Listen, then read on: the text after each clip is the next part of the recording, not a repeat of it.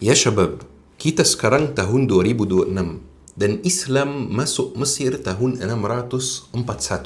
Berarti Islam itu sudah 1000 tahun lebih dalam Mesir dan sampai hari ini Mesir merupakan negara Muslim.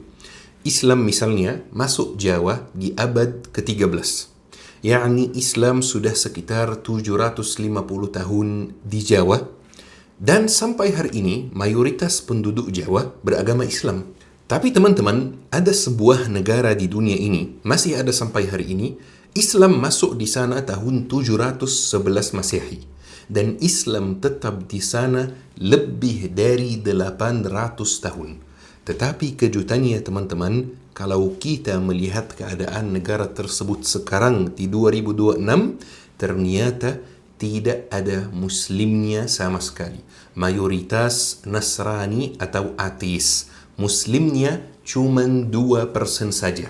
Banyak peninggalan muslim yang ada di sana, tetapi muslimnya tidak ada. Banyak istana-istana muslim yang dibangun zaman dahulu di sana, banyak wisatawan yang main ke sana untuk melihat peninggalan Islam, tetapi muslimnya tidak ada. Ana bicara tentang Andalusia, teman-teman, yang sekarang namanya Spanyol dan Portugis. Islam tetap di sana lebih dari 800 tahun. 800 tahun menjadi negara Islam. Hari ini tidak ada Islamnya sama sekali, kecuali sedikit sekali, teman-teman. Di balik fakta ini, teman-teman, ada pembantaian yang sangat keji, pembantaian yang sangat besar terhadap umat Islam.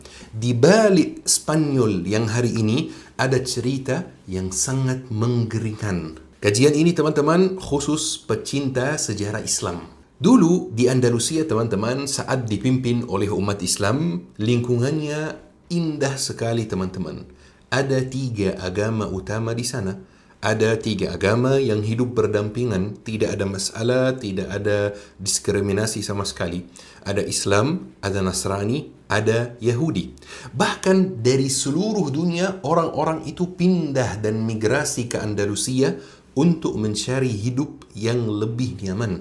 Sampai tahun 950 Masehi, jumlah penduduk di Andalusia itu mencapai 500.000. Mungkin sekarang dengan ukuran zaman kita, 500.000 itu, 500.000 penduduk itu masih biasa saja, ya. Tetapi supaya teman-teman bayangkan betapa banyaknya 500.000 di zaman mereka, penduduk Paris di zaman yang sama, Paris, Prancis, itu cuma 20.000 orang saja. Bahkan nama-nama ilmuwan muslim yang terkenal sekali di telinga kita seperti Ibn Rushd, Az-Zahrawi, Ibn Arabi, Ibn Tufail, Al-Idrisi, Ibn Hazm, itu semuanya dari Andalusia, teman-teman. Teman-teman, kalau mau memahami ilmu agama, memahami Al-Quran, kuncinya adalah belajar bahasa Arab. InsyaAllah di Syabab Belajar Academy tersedia kelas bahasa Arab untuk pemula, untuk orang yang tidak tahu apa-apa tentang bahasa Arab.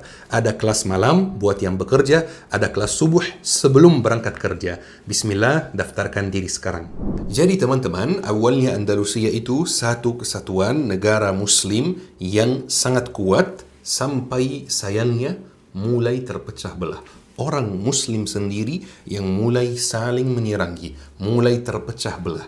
Dan mulai fase baru dalam sejarah Andalusia namanya Mulukut Tawaif. Mulukut Tawaif itu kalau kita terjemahkan dengan bahasa yang pas, artinya raja-raja kecil. Di mana teman-teman setiap beberapa suku berkumpul dan buat negara sendiri. Jadi otomatis negara mereka itu tidak kuat dari segi militer, tidak kuat dari segi ekonomi, tidak bisa berperang melawan Eropa yang sedang berdiri di perbatasan dan ingin mengambil tanah Andalusia, dan malah saling berperang.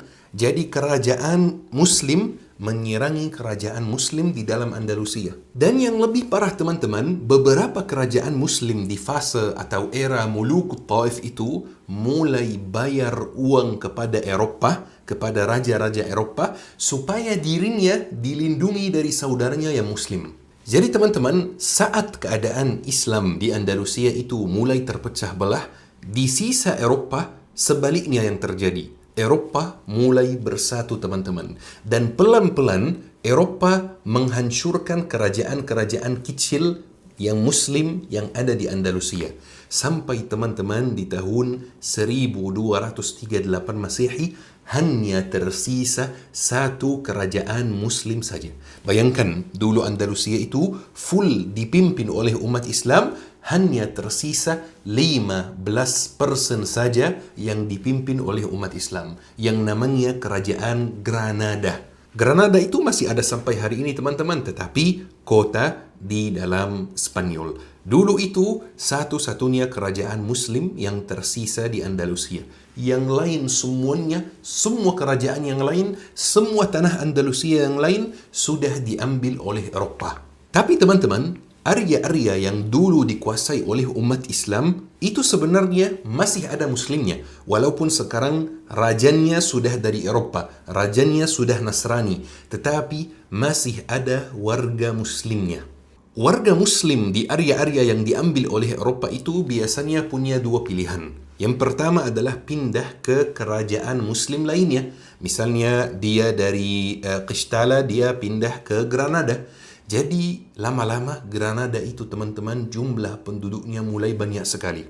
Pilihan yang kedua adalah tetap tinggal di kotanya sendiri di bawah kepemimpinan Nasrani, di bawah kepemimpinan Eropah, tetapi tinggal sebagai warga kelas 2. Pajaknya sangat tinggi dan harus menggunakan pakaian-pakaian tertentu supaya menandai bahwa ini Muslim. Sampai teman-teman ada dua kerajaan Eropah yang bersatu karena pernikahan. Kerajaan Kastel atau Kistala dan kerajaan Aragon. Dua kerajaan ini bersatu teman-teman dan mereka mulai punya ide yang baru. Sekarang kerajaan Muslim tinggal satu saja di Eropah. Kenapa kita nggak bersihkan Eropah saja, kata mereka. Kenapa kita nggak mengusir politik Islam dari Eropah? Kalau teman-teman masih ingat, satu kerajaan yang tersisa itu namanya Granada. Keadaan di dalam Granada itu tidak baik juga teman-teman. Keadaan di dalam Granada, ada perang di dalam Granada karena banyak pihak yang mencari kepemimpinan. Raja Granada waktu itu namanya Abul Hasan Ali. Tetapi kejutannya, Abul Hasan Ali itu diperangi oleh anaknya sendiri karena anaknya ingin jadi raja. Anaknya namanya Abu Abdullah As-Saghir. Dan dua-duanya diperangi oleh adik dari Abul Hasan Ali. Jadi ayah, anak, paman saling berperang karena semuanya ingin menjadi raja. Kondisi yang sangat parah teman-teman, tetapi alhasil Abu Abdullah As-Saghir itu yang menjadi Raja Granada. Dan sayangnya dia menjadi raja terakhir Granada. Dia menjadi raja Muslim terakhir di tanah Andalusia. Maka teman-teman, ketika Qishtala dan Aragon yang Eropah itu, yang Nasrani itu, melihat kondisi Granada sangat buruk, mereka memutuskan untuk menyerangi Granada dan menyerangi Abu Abdullah As-Saghir sampai Abu Abdullah As-Saghir menyerah dan menyerahkan Granada kepada orang Eropah. Dengan runtuhnya Granada teman-teman, tidak ada politik Islam lagi di dalam bagian ini di Eropah sampai hari ini. Dan ini terkenal dengan peristiwa keruntuhan Andalusia. Tapi masalahnya teman-teman, warga Granada itu mayoritas Muslim, 90% Muslim. Kan warga kota-kota yang lain ketika kotanya diambil oleh Eropa, mereka pindah ke Granada. Jadi Granada itu sekarang mayoritas Muslim. Dan sekarang rajanya, pemimpinnya Eropa Nasrani. Bagaimana itu? Mungkin teman-teman mulai membayangkan, oh Syekh, anak udah mulai tahu ceritanya, alurnya bagaimana. Pasti warga Muslim yang di sana dipaksa untuk pindah agama. Tetapi teman-teman, kenyataannya tidak demikian. Awal ketika Granada baru runtuh, warga Muslim yang ada di sana itu masih diperlakukan baik oleh Raja Aragon dan Qishtala. Masih diberikan hak untuk beribadah. Ketika Abu Abdullah As-Saghir keluar dari Granada, Dan ketika Granada dipimpin oleh Raja Aragon dan Qistala, mereka buat perjanjian dengan umat Islam yang ada di Granada. Perjanjian itu isinya apa? Isinya boleh bangun masjid, boleh ada wakaf, bahkan boleh ada pengadilan agama, dan tidak boleh ada yang dipaksakan untuk pindah agama. Jadi di awal teman-teman, keadaan umat Islam itu baik, tidak ada masalahnya. Dan urusan umat Islam diserahkan kepada seorang pendeta Nasrani namanya Hernando de Talavera. Sebenarnya teman-teman, Hernando itu orang baik. Dia tidak memaksa orang Muslim untuk merubah agamanya sama sekali. Dan dia tidak menzalimi umat Islam sama sekali. Tetapi masalahnya bukan di Hernando sama sekali. Hernando orang baik. Tetapi masalahnya di pendeta-pendeta lain di sekitarnya dan pejabat-pejabat istana yang tidak suka dengan adanya orang Muslim di Eropa. Khususnya teman-teman, ada satu kardinal namanya Francisco. Itu sangat berbeda dengan Hernando teman-teman. Francisco itu berpendapat bahwa Muslim itu kafir. Dan jiwa manusia yang kafir itu harus dibebaskan dari kekufuran secara paksa. Dengan paksa teman-teman. Makanya dia pelan-pelan mulai punya peran penting di dalam gereja. Dan dia mulai mengancam beberapa orang Muslim agar pindah ke Nasrani. Bahkan dia membaptis beberapa orang Muslim dengan paksa. Jadi bayangkan teman-teman, dia mulai tidak menggunakan perjanjian yang dibuat oleh rajanya sendiri. Tetapi waktu itu, raja tidak protes. Karena raja sedang sibuk dengan Amerika. Kan itu sezaman dengan Spanyol mulai pindah ke Amerika. Jadi di zaman itu teman-teman, Christopher Columbus dan lain-lain, jadi rajanya sangat sibuk. Dia tidak memperhatikan urusan dalam negeri. Makin hari, makin Francisco kuat, dan makin hari, makin Hernando yang baik itu lemah. Sampai suatu hari teman-teman, ada prajurit Spanyol yang masuk sebuah kecamatan khusus orang Muslim di Granada waktu itu.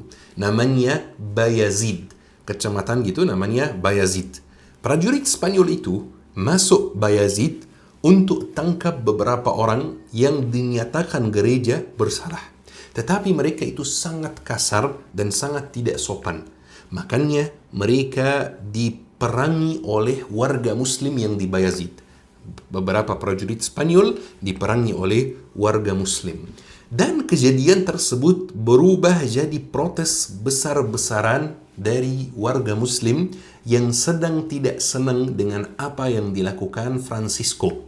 Sampai warga Muslim itu berjamaah menuju rumah Francisco dan hampir membunuhnya, tetapi Francisco berhasil untuk kabur dan melarikan diri kemana? Melarikan diri ke istana Alhambra, tempat Raja Aragon dan Qistala. Ketika dia sampai istananya, dia mengeluh kepada raja, dia menyampaikan keluh kesahnya kepada raja. Orang Muslim itu tidak baik, orang Muslim itu tidak taat terhadap hukum, orang Muslim itu mau protes. Maka raja mulai marah terhadap warga Muslim juga. Dan mereka buat atau sepakati 4 keputusan baru teman-teman. 4 keputusan yang sangat parah. Keputusan pertama, perjanjian yang dulu dibuat itu, yang memberi hak beribadah untuk orang Muslim, itu dibatalkan teman-teman, dan umat Islam tidak lagi berhak untuk beribadah. Yang kedua, daerah yang protes itu yaitu Bayazid akan dihukum secara massal. Jadi semua warganya dihukum.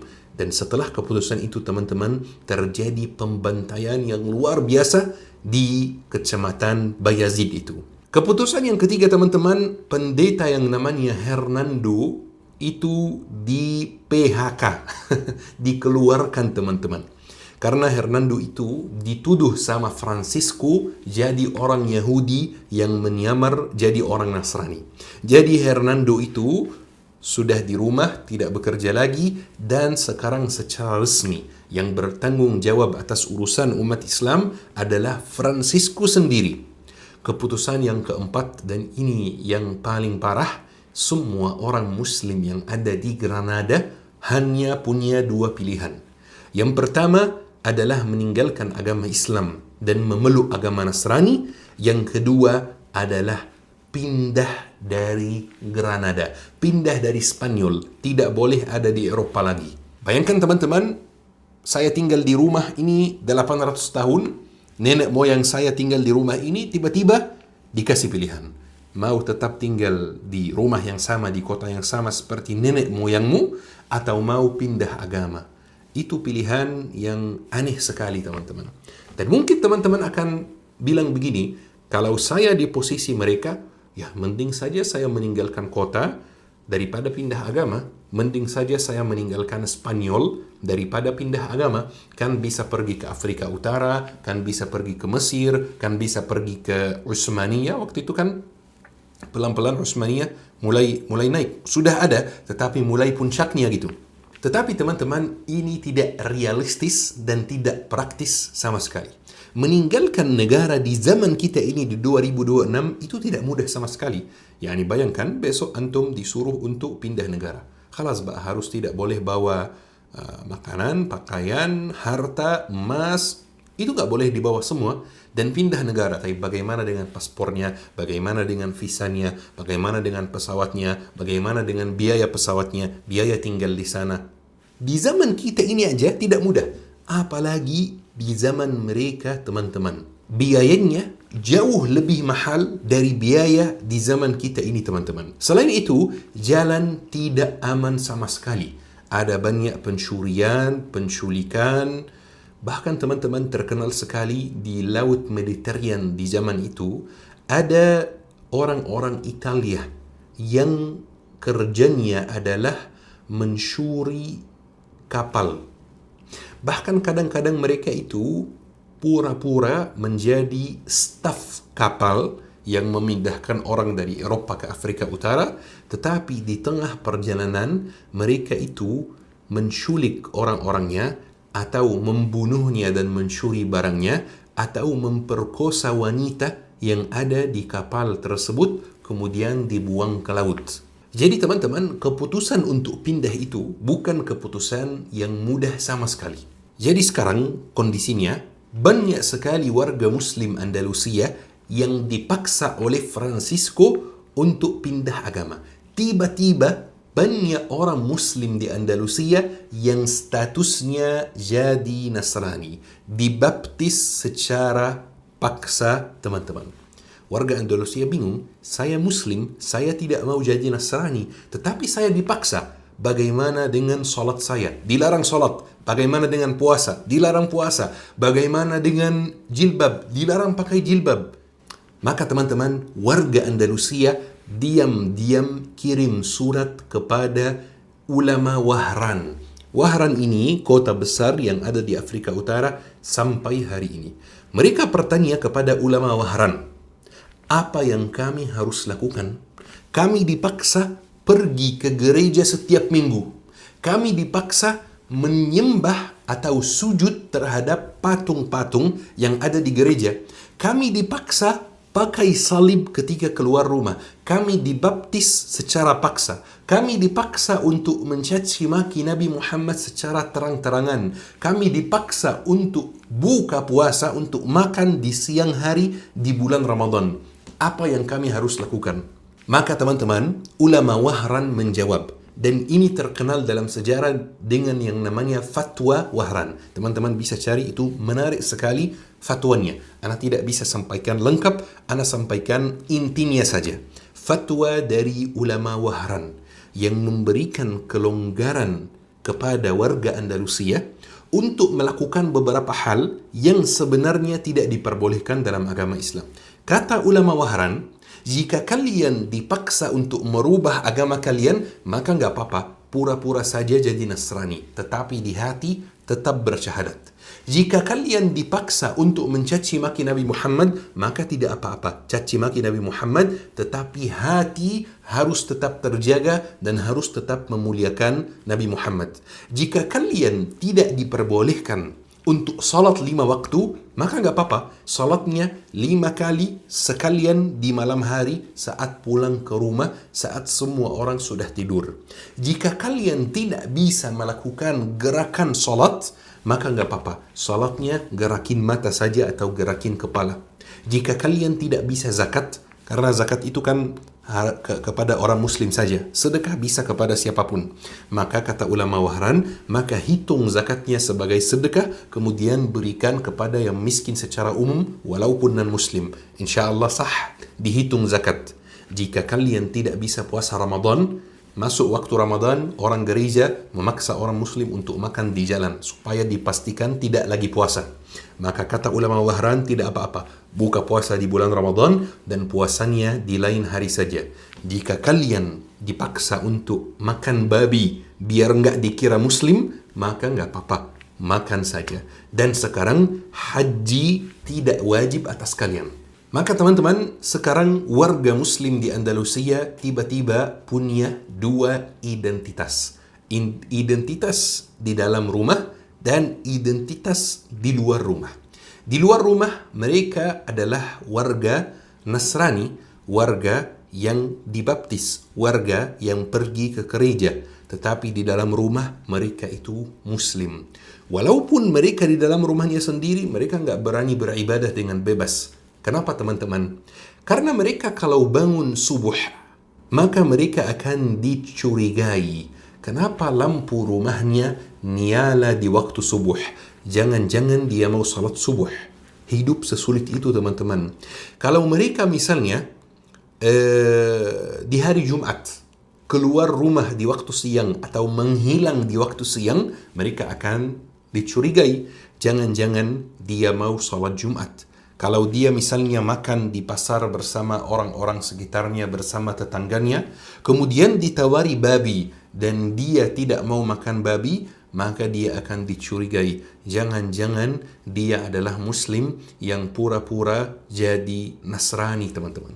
Kalau ada satu hari dia malas ke gereja, dia nggak bisa ke gereja, dia bakal dicurigai. Jangan-jangan dia muslim. Makanya mereka harus orang pertama yang pergi ke gereja untuk menyelamatkan nyawanya, untuk tidak dibunuh, tidak mati.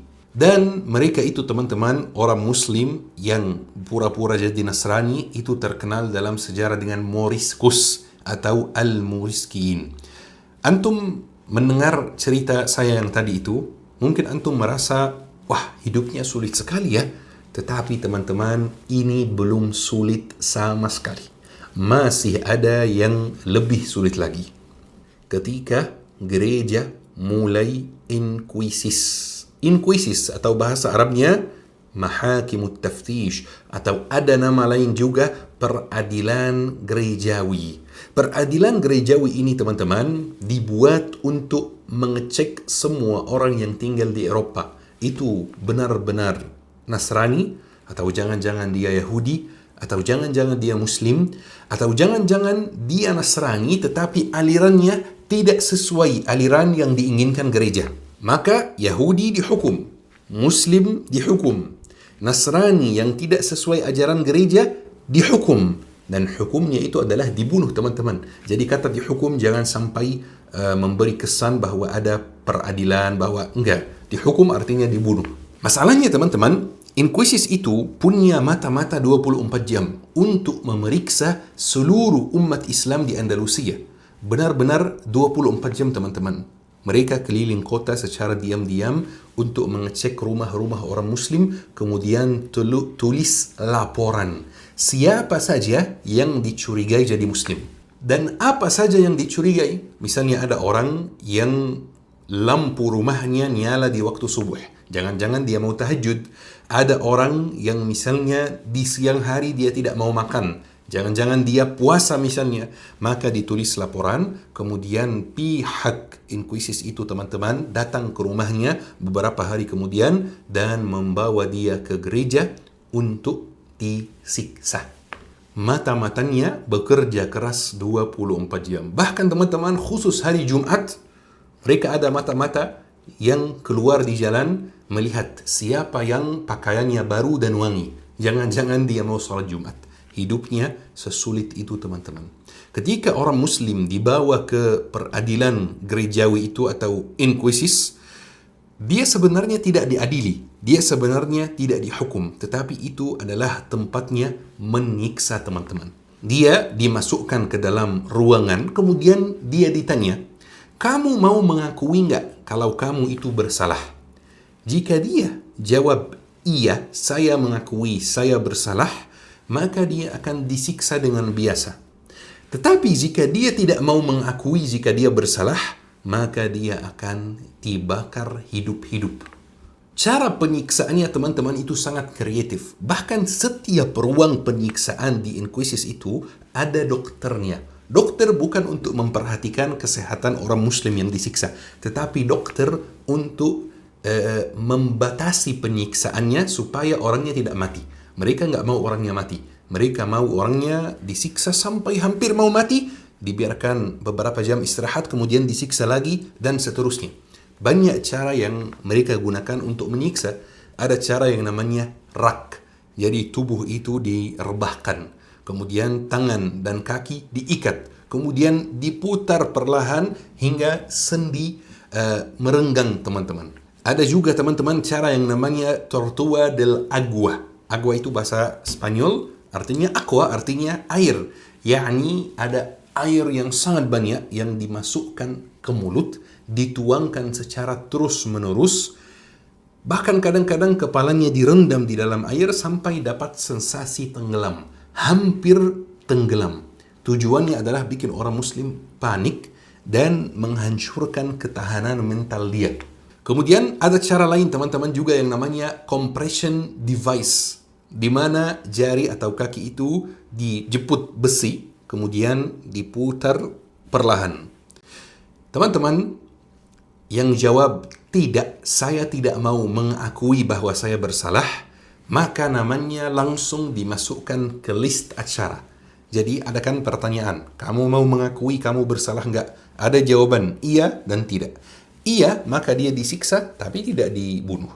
Kalau jawabannya tidak, dia disiksa, kemudian namanya dimasukkan ke list acara namanya auto de fe. Auto de fe itu kalau kita terjemahkan ke bahasa Indonesia namanya acara tindakan iman. Yani orang-orang Muslim dibawa ke tempat yang luas, mirip alun-alun, semua orang hadir, semua orang menuntun, orang-orang Muslim dipakaikan pakaian yang aneh dan hina. Kemudian ada pejabat dari gereja atau pendeta dari gereja yang memberi tausiah, memberi pidato, memberi khutbah yang sangat panjang berjam-jam tentang kemurnian iman dan bahayanya penyimpangan. Kemudian orang Muslim diikat di tiang. Kemudian disiapkan semua yang di sekitarnya untuk dibakar hidup-hidup di tiang. Tetapi teman-teman, biar lebih adil, mereka ditanya dulu, orang Muslim yang diikat di tiang itu ditanya dulu, kamu mau taubat gak? Jika dia jawab, iya saya mau taubat, jangan dibiarkan bahwa dia akan dibiarkan pulang dalam keadaan selamat. Enggak. Jika dia menjawab, iya saya mau taubat, maka dia dibunuh dulu, baru dibakar. Jadi sakitnya enggak sakit sekali. Tapi jika dia menjawab, saya tidak mau taubat, maka dia dibunuh melalui cara dibakar hidup-hidup. Jadi dia merasakan pembakaran itu di badannya. Setelah sekian lama teman-teman inquisis itu berjalan, ternyata mereka merasa bahwa masih ada juga orang Muslim yang belum ditangkap. Maka mereka buat pengumuman. Gereja buat pengumuman bahwa siapapun yang akan melaporkan bahwa tetangganya Muslim, maka dia akan diberi hadiah. Hadiahnya itu berupa harta tetangganya itu. Jadi misalnya saya punya tetangga. Tetangga itu punya rumah, punya tanah, punya hewan ternak. Jika saya melaporkan bahwa dia Muslim, maka saya akan mendapatkan rumahnya, tanahnya, dan hewan ternaknya teman-teman. Orang Muslim di zaman peradilan gerejawi itu teman-teman hidup dalam stres yang luar biasa. Mereka tidak boleh pakai bahasa Arab sama sekali. Mereka tidak boleh menggunakan atau menyampaikan apapun yang berbau Islami, teman-teman. Mereka dipaksa pakai bahasa Spanyol. Padahal Granada dan sekitarnya itu bahkan sebelum Islam masuk tidak pakai bahasa Spanyol. Spanyol itu tidak satu bahasa, tetapi mereka memaksakan satu bahasa dan melarang bahasa yang lain. Bahkan teman-teman, orang Muslim di zaman itu terpaksa untuk kuburkan Al-Quran dan buku-buku ilmu syar'i di bawah tanah rumahnya atau di dinding rumahnya. Kenapa kira-kira? Supaya kalau prajurit inkuisisi itu masuk, mereka tidak melecehkan Al-Quran dan tidak melecehkan buku ilmu syar'i. Teman-teman, kalau ada suami istri di dalam rumahnya sendiri ngobrolnya pakai bahasa Arab, mereka akan dilaporkan oleh tetangganya dan mereka akan dibawa ke ruang penyiksaan itu dan rumahnya akan dihadiahkan kepada tetangganya. Bayangkan, suami istri dalam rumah itu bicara dari mulut ke telinga langsung supaya tidak didengar oleh tetangganya. Wanita muslimah di zaman inkuisisi itu, teman-teman, kalau mau tidur di malam hari, mereka tidurnya pakai jilbab. Kenapa? Katanya supaya kalau prajurit inkuisisi itu, prajurit dari orang dari gereja itu masuk, saya tidak dilecehkan dan aurat saya tidak kelihatan. Mirip sekali dengan Gaza, teman-teman. Kondisinya tetap sulit, teman-teman, sampai ada satu raja baru yang memimpin Spanyol, namanya Charles V. Charles V itu punya banyak perang di banyak tempat. Jadi ada perang bersama Utsmaniyah, ada perang di Amerika, ada di sini, di sana. Jadi dia itu sibuk sekali. Di waktu yang sama dia orang pintar. Dan dia tidak mau ada perang di luar negeri dan perang di dalam negeri. Maka teman-teman, Charles V itu pelan-pelan mulai longgarkan urusan umat Islam. Bahkan dia pernah dikunjungi oleh beberapa tokoh masyarakat Muslim waktu itu, atau tokoh masyarakat Moriscos waktu itu, dan mereka memberinya uang hadiah gitu ya, sejumlah 10% dari anggaran Spanyol pada zaman itu, hanya supaya mereka dibiarkan pakai bahasa Arab. Kan sebelumnya itu ada larangan menggunakan bahasa Arab, mereka memberi uang sebanyak itu kepada Raja Spanyol supaya mereka diperbolehkan untuk menggunakan bahasa Arab. Jadi di zaman Charles V itu umat Islam mulai bisa bernafas sedikit. Masih dilarang beribadah, tetapi bisa dikatakan dibiarkan sedikit, teman-teman. Sampai datang tahun 1556 Masehi, Charles V itu kayaknya bosan jadi raja dan dia menyerahkan kekuasaan kepada anaknya. Anaknya diangkat menjadi raja. Dan anaknya namanya Philip kedua. Philip kedua itu beda dengan ayahnya. Philip kedua itu sangat agamis, teman-teman. Bahkan dia melabeli diri sendiri dengan label atau dengan julukan pedangnya gereja Katolik. Dia mulai melakukan diskriminasi yang luar biasa terhadap warga Muslim juga, teman-teman. Bahkan dia membuat aturan bahwa semua Moriscos itu punya 3 tahun, punya waktu 3 tahun untuk belajar bahasa Spanyol. Jika mereka tidak bisa belajar bahasa Spanyol setelah 3 tahun, maka mereka akan dites di jalan secara random. Orang yang tidak bisa ngomong bahasa Spanyol akan dipenjara seumur hidup. Selain itu, teman-teman, dia membuat aturan yang sangat aneh. Kata dia, semua akad rumah, akad tanah, akad bisnis yang berbahasa Arab merupakan akad yang tidak sah. Itu aturannya bahaya sekali, teman-teman. Kenapa? Karena orang-orang itu diwarisi rumahnya dari bapaknya dan kakeknya dan lain-lain.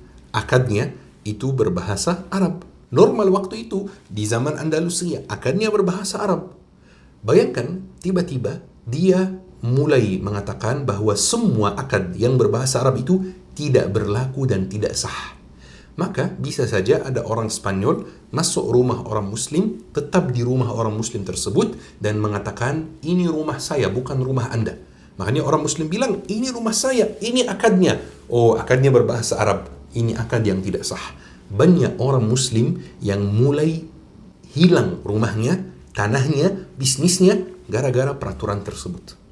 semua buku bahasa Arab, semua bahasa Arab, semua adat Islam, tradisi Islam itu dilarang. Bahkan teman-teman, ada satu menu namanya kuskus. Kuskus itu kayak mirip nasi sedikit gitu. Itu terkenal sekali di Spanyol, di Afrika Utara, di Mesir bahkan. Saya kadang-kadang masak kuskus itu di rumah. Enak sekali teman-teman. Kuskus itu dilarang juga. Apapun yang berbau Islami dilarang teman-teman. Dan peraturan yang paling aneh dari flip kedua itu, semua orang yang dicurigai jadi Muslim dilarang punya pintu rumah. Betul teman-teman. Orang Muslim dilarang punya pintu rumah. Mereka diperbolehkan punya gorden saja sebagai pengganti pintu. Pintu nggak boleh. Kenapa? Supaya semua aktivitas mereka itu dari luar bisa terpantau. Keadaan yang sangat sulit teman-teman. Orang-orang Muslim benar-benar tertekan di zaman flip yang kedua itu. Sampai ada beberapa orang Muslim yang berkumpul secara diam-diam, pemuda-pemuda Muslim, mereka mengungsi bersama ke daerah pergunungan yang jauh dari kota. Dan mereka pelan-pelan mulai siapkan pasukan Muslim. Dan mereka latihan di dalam pergunungan itu. Tujuannya adalah mendirikan Andalusia lagi dan meruntuhkan kekuasaan Philip kedua teman-teman. Mereka minta tolong sama Utsmaniyah dan benar mereka ditolong sama Utsmaniyah, dikirim uang, senjata dan lain-lain. Dan mereka menunjukkan satu orang di antaranya untuk menjadi pemimpinnya. Orang Muslim untuk menjadi pemimpin pasukan Muslim. Namanya Fernando de Lavor. Mungkin teman-teman akan kaget kok namanya Eropa sekali. Kan teman-teman dulu itu kita cerita bahwa apapun yang berbau Islami dan Arab itu dilarang, maka dia terpaksa punya nama Eropa. Cuman nama aslinya adalah Muhammad bin Umayyah. Sampai tahun 1568 Masehi mulailah revolusi Al-Basharat teman-teman. Revolusi orang Muslim. Tiba-tiba teman-teman, pasukan Muslim itu turun dari gunung menyerangi apapun yang berbau Spanyol.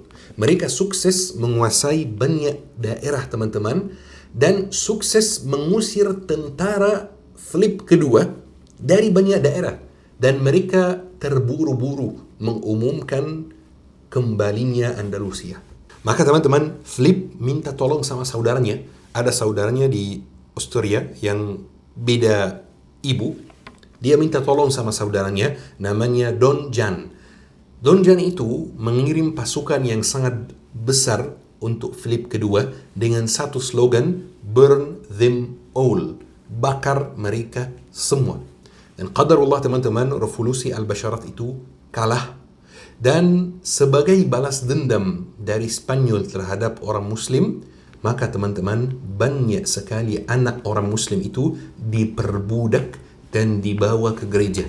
Banyak sekali wanita muslimah yang ditelanjangi dan diperkosa di tengah jalan di depan suaminya teman-teman.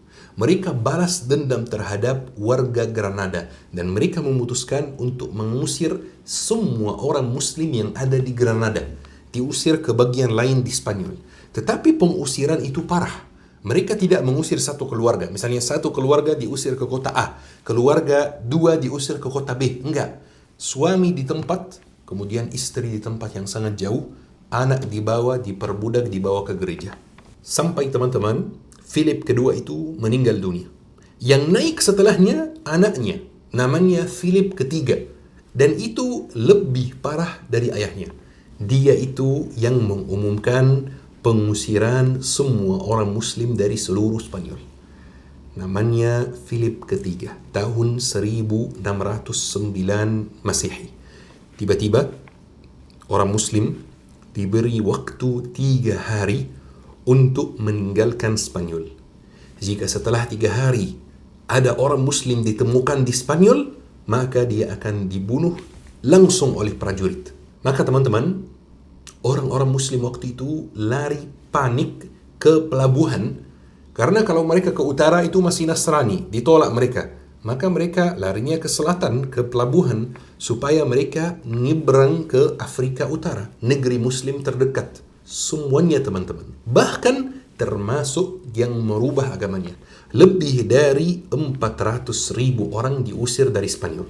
Perjalanannya ke pelabuhan itu sangat susah. Mereka tidak diperbolehkan untuk bawa apapun, tidak diperbolehkan untuk bawa makanan, minuman, uang, emas, harta, sampai perjalanan dari kotanya di Spanyol ke pelabuhan di Spanyol itu makan nyawa lebih dari 20.000 orang Muslim. Kemudian ketika mereka naik kapal, tiba-tiba jumlah yang banyak naik kapal. Jumlah kapalnya tidak cukup. Jadi kapal yang awalnya cukup buat 10 orang, sekarang dinaiki 400 orang. Jadi kapalnya banyak yang tenggelam. Dan seperti yang Ana ceritakan sebelumnya, ada orang-orang Italia yang kerja sebagai preman di Laut Mediterranean yang menerima penumpang orang Muslim, kemudian di tengah perjalanan di atas kapal, banyak yang diperkosa, banyak yang dicuri, banyak yang dibuang ke laut setelah dibunuh. 400.000 orang Muslim diusir, tetapi teman-teman, ada juga yang nggak diusir. Ada sekitar 200.000 orang Muslim yang tetap di Spanyol sampai hari ini, tetapi dengan identitas keduanya itu, identitas sebagai Nasrani. Mungkin teman-teman akan bingung, kenapa mereka bisa tetap di Spanyol? Karena ternyata teman-teman, prajurit Philip ketiga yang bertanggung jawab atas pengusiran orang Muslim, mereka itu korupsi. Dan mereka itu menerima suap dari Moriscos, dari orang Muslim, supaya mereka dibiarkan tetap di Spanyol. Ada juga teman-teman, beberapa bulan kemudian, beberapa orang Muslim yang kembali ke Spanyol lagi, tetapi diundang oleh bosnya yang Nasrani, karena mereka itu sangat mahir dalam industri pertanian. Jadi dibutuhkan, jadi diundang kembali lagi ke Spanyol. Tetapi teman-teman, mayoritas sudah keluar. Dengan keluarnya orang Muslim dari Spanyol, industri pertanian yang kemarin dipegang oleh orang Muslim itu hancur total teman-teman. Spanyol dengan keputusan yang bodoh ini, mereka rugi banyak hal. Kalau kita melihat negara kolonial paling besar di akhir abad pertengahan, maka itu adalah Spanyol. Tetapi di puncak zaman kolonial, Spanyol tidak termasuk teman-teman. Bayangkan, negara yang bisa dikatakan dalam tanda kutip negara Eropa yang kecil, tidak begitu kuat, seperti Portugis, Belanda, Italia, mereka di puncak masa kolonial lebih berpengaruh dibanding Spanyol yang negara yang sangat besar. Bahkan di abad ke-20, negara Spanyol itu menjadi negara Eropa paling lemah, paling miskin. Kenapa teman-teman? Karena mereka mengusir lebih atau hampir 500 juta orang dari warganya sendiri. Yang pertama, mereka kehilangan tenaga produktif yang sangat mahir, khususnya dalam bidang pertanian, irigasi, dan perdagangan, dan yang lain-lain. Yang kedua, sektor pertanian itu runtuh total di Spanyol setelah pengusiran orang Muslim. Sawan, kebun di Valencia, Aragon, Granada terbengkalai sama sekali. Orang Spanyol sendiri tidak bekerja di bidang pertanian itu. Itu bidang khusus orang Muslim saja. Semua sistem irigasi yang di negara Spanyol itu tidak terawat sama sekali. Jadi teman-teman, otomatis harga bahan pangan itu naik drastis. Yang ketiga teman-teman, jumlah pembayar pajak itu berkurang. Jadi otomatis negara tambah miskin. Dan otomatis selisih pajak itu dibebankan ke orang Spanyol yang Nasrani. Jadi sampai orang Spanyol sendiri itu protes terhadap pemerintahnya karena pajak naik. Teman-teman, kalau antum sampai hari ini main ke Spanyol, ke bagian selatan, yang sampai hari ini dalam undang-undang Spanyol namanya Andalusia, masih namanya Andalusia, Provinsi Andalusia. Antum tiba-tiba akan merasa bahwa antum di negara Muslim, khususnya Muslim Afrika Utara. Arsiteknya, gaya bangunannya, gaya rumahnya, bahkan gereja-gereja di sana, itu masih ada tulisan Arabnya dan zikirnya di atap-atap, karena masjid diambil dan dibikin atau dirubah jadi gereja. Tetapi di waktu yang sama, antum tidak akan ketemu orang atau warga Muslim sama sekali. Warga Muslim di sana, di Spanyol secara umum, kurang lebih 2% saja. Tapi penelitian menunjukkan bahwa 20% dari orang Spanyol yang sekarang nenek moyangnya adalah Moriscos. Nenek moyangnya adalah Muslim. Buat antum yang ingin tahu lebih dalam tentang Spanyol, ana sarankan playlist di YouTube rekaman suara dari Dr. Raghib As-Sirjani. Buat yang suka sejarah pasti tahu nama ini, Dr. Raghib As-Sirjani. Judulnya adalah Falastin hatta la takun Andalusan ukhra. Palestina agar tidak menjadi Andalusia nomor 2. Buat antum yang bisa bahasa Arab, bisa mendengar playlist ini insyaAllah. Buat antum yang belum bisa bahasa Arab, antum bisa mendaftarkan diri di Syabab Belajar Academy. Semoga insyaAllah pelajaran bahasa Arab di Syabab Belajar Academy bisa membantu antum untuk menuntut ilmu. Teman-teman, ana ingin mengakhiri kajian hari ini dengan satu kalimat. Spanyol adalah negara yang dibangun atas mayatnya warganya sendiri, atas darahnya warganya sendiri. Teman-teman yang dirahmati oleh Allah Subhanahu wa taala, ayo kita akhiri dengan doa kafaratul majlis. Subhanakallahumma wa bihamdika asyhadu an la ilaha illa anta astaghfiruka wa atubu ilaik. Syukran. Assalamualaikum warahmatullahi wabarakatuh. لا يحصي لساني ثناء عليك، فكل صلاحي منك وإليك. عظيم العطايا مبسوط يديك، تنفق كيف شئت والشر ليس إليك.